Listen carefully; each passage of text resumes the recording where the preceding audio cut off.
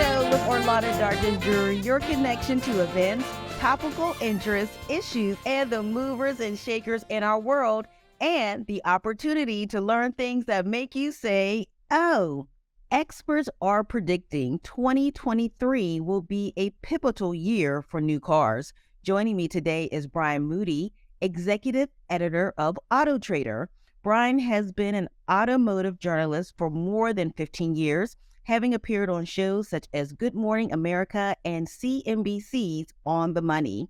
Today, he will reveal which vehicles topped AutoTrader's list of the best new cars of 2023 and share the best features to look for when considering a new set of wheels. Brian, welcome to the O Show. Thank you for having me. Glad to be here. So let's jump right in. Which vehicles topped the 2023 best new cars list?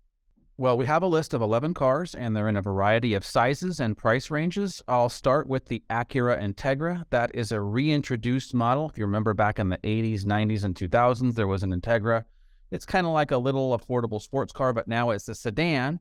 It's about a $31,000 car, and it's can have a manual transmission, something that isn't very common these days. There's also the Chevrolet Corvette Z06, a higher performance version of the Corvette with 670 horsepower and gets from 0 to 60 in 2.6 seconds. It's also about a $105,000 car, so you may have to save a couple of piggy banks up for that one. Right. There's an electric car on our list. Electric cars are popular. This one we think is very good. It's the Genesis GV60. In fact, anybody who's not familiar with the Genesis brand, it's the luxury version from the luxury brand from Hyundai.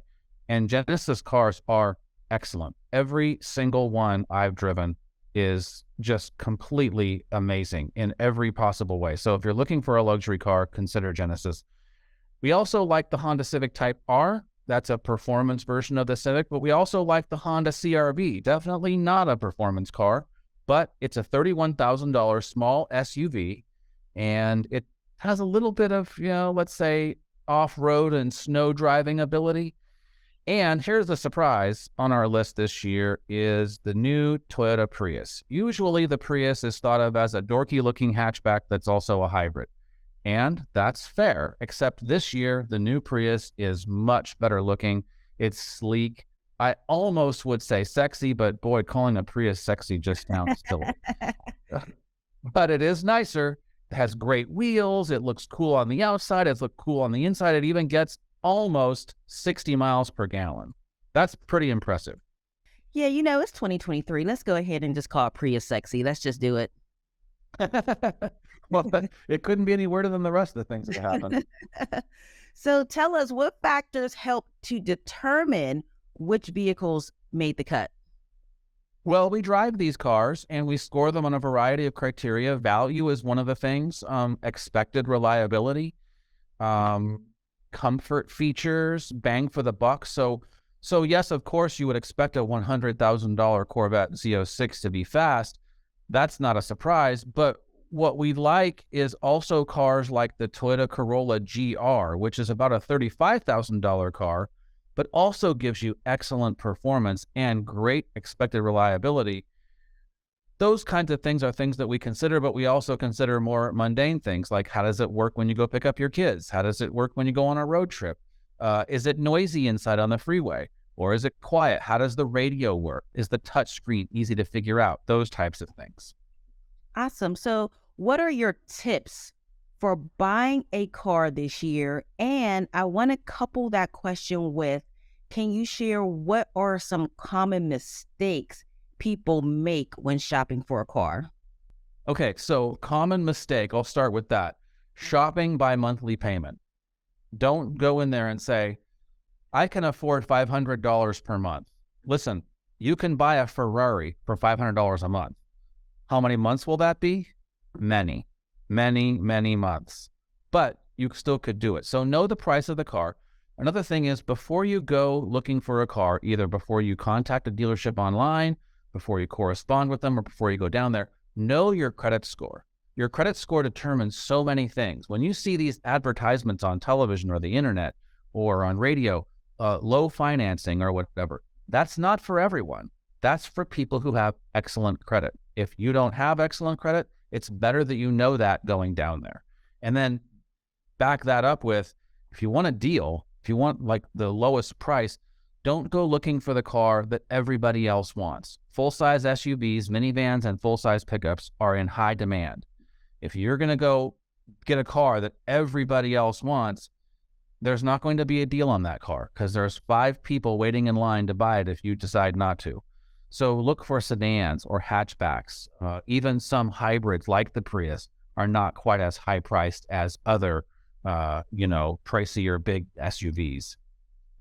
Okay, and then what are your tips for buying a car this year? Those were common mistakes. So what are tips, or was that one in the same? Yeah, the tips would be do your research ahead of time, know your credit score. When you go down there, bring your stuff. If you have kids, bring the baby seat. If you have a dog, bring the dog. If you're serious about buying this car, you want to make sure that it fits into your life. If you golf, bring your golf clubs. If you play tennis, bring that stuff. Bring the stuff that you use in your everyday life and make sure it's going to work and fit into the car that you're going to buy. And also, I would go on a very long test drive. About 45 minutes would be right. 20 minutes around the block is not going to tell you enough to make a $40,000 or a $50,000 decision. Wow, you know what? Those are really good tips. I never thought about bringing the things that I use every day to make sure it accommodates, the car can accommodate it. Right. Right. Because what happens if you have, let's just use a child seat for an example. Let's say you have a child seat and you find out after you get it home, oh my gosh, this is really hard to put in. It almost doesn't fit. And the kid's going to be kicking my seat the whole time. Right. That's a bummer. You got to find that out ahead of time. That's a really good tip. And Brian, I didn't know you could test drive a car for 45 minutes. You can test drive a car for however long you say. You're the person spending the money, not them.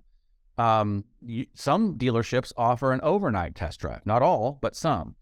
I would just say drive on roads that are familiar to you, and you want to make sure that the seat's comfortable. You can't tell that by 20 minutes around the block. You need to take a longer test drive if you're serious about buying the car. Once you have it narrowed down to 2 or 3, those are the ones where you're like, hey, I want to go on a long test drive. I want to go on the freeway, and I want to make sure that, it's the right car for me. Wow. Okay. So this was definitely an interview that made me say, oh, and I'm sure many other people as well that's tuning in. Brian Moody, executive editor for AutoTrader, where can we go for more information about the 2023 Best New Cars list and anything and all things about cars? Yeah, go to AutoTrader.com and there's all kinds of great information, including our list of the best cars for 2023. Awesome. Thank you so much. Joining me today was Brian Moody, executive editor of AutoTrader. You have been listening to The O Show with Orlana Darkins Drewery. Thank you so much for tuning in, and remember to keep shining.